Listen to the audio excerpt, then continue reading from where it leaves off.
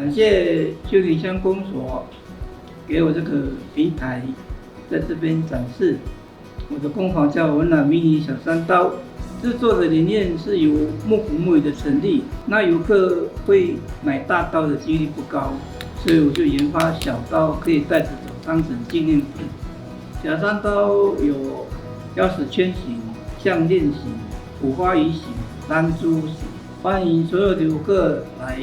花莲木古木语来参观参访。娃娃夫锦迷你小山刀，娃娃夫锦是太鲁阁族语就是很小的刀的意思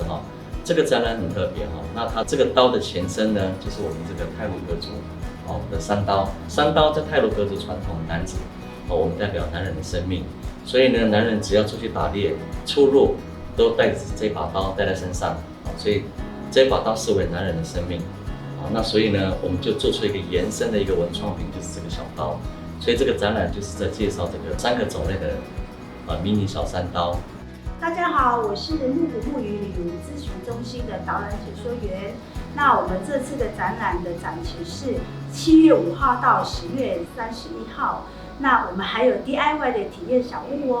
日期在7月到10月，总共有9个场次。那如果想要体验我们的文创小物的话，请打电话到我们游客中心0386421157，以及可以搜寻我们木古木语旅游咨询中心的粉专，然后私密我们谢谢。